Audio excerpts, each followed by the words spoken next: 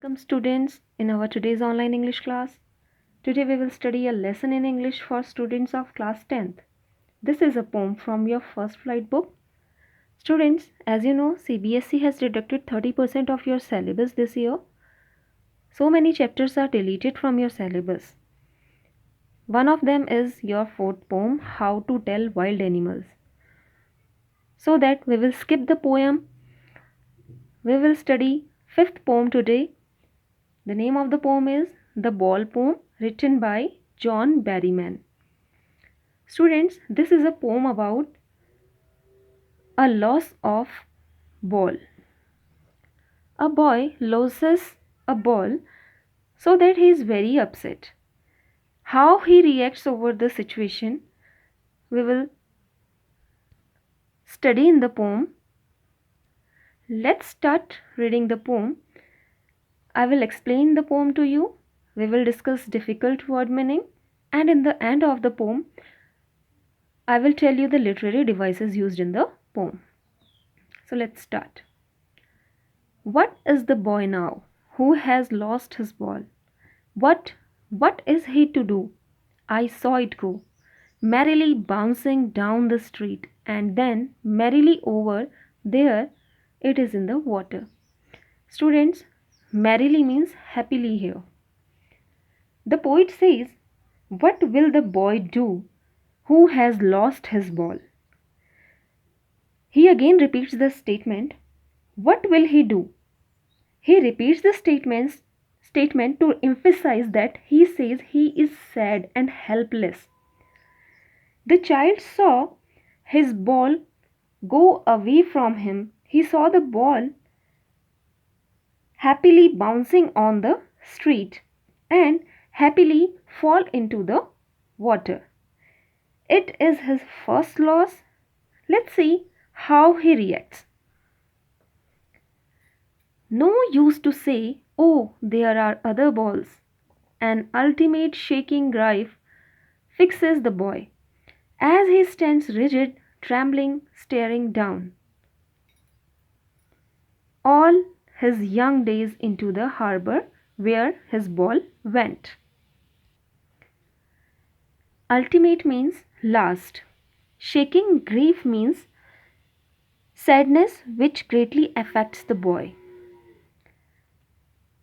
Harbor means a place from where the water body originates.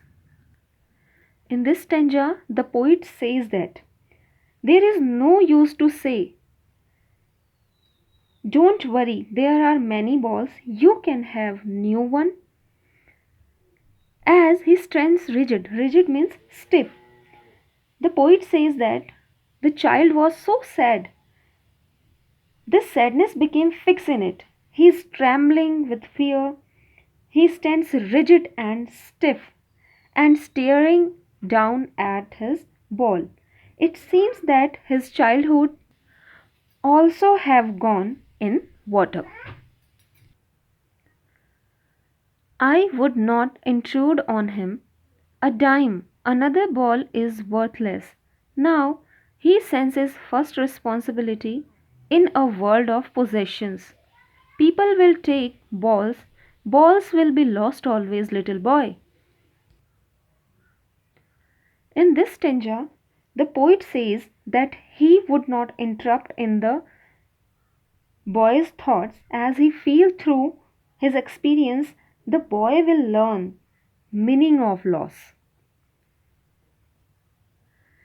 The poet says it is not worth to tell the boy that another ball can be bought for only a dime.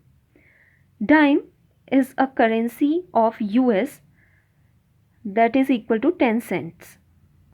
So the poet says that now he sensed the first responsibility of loss. The poet says in the world of possession,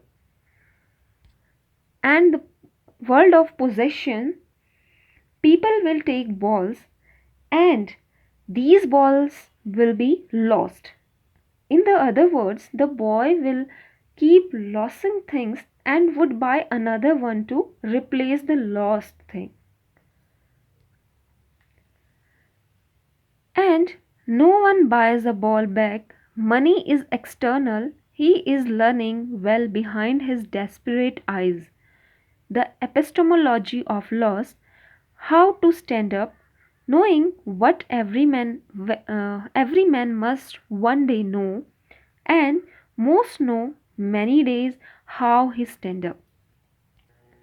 Here, epistemology is a Greek word that means knowledge. In this stanza, the poet says the child would never be able to buy back the lost thing and the memories associated with it. Money is an external thing, it cannot replace the lost things. From the loss of the ball, the boy is learning the meaning of loss. He is also learning how to stand up from the loss. The poet says that knowing that every man has to stand up after such losses, the boy too will learn how to stand up and leave the losses behind. He would have understood the true meaning of the nature of loss. Students, there is a message in the poem that we should not repent on the lost things. That's all for the poem. Now we will discuss the literary devices used in the poem. The first literary device used in the poem is alliteration.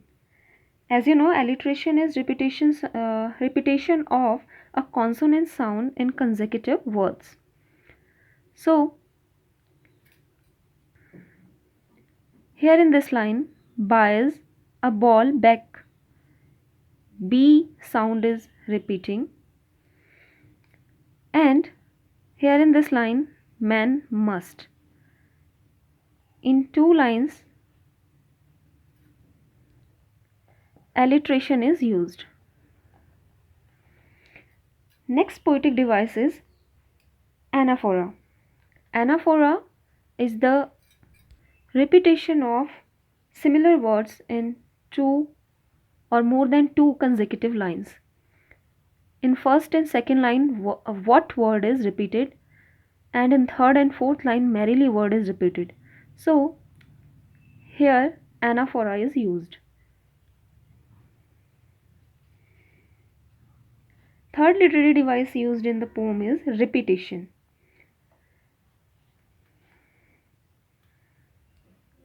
In second line, what word is repeated, and here balls, balls.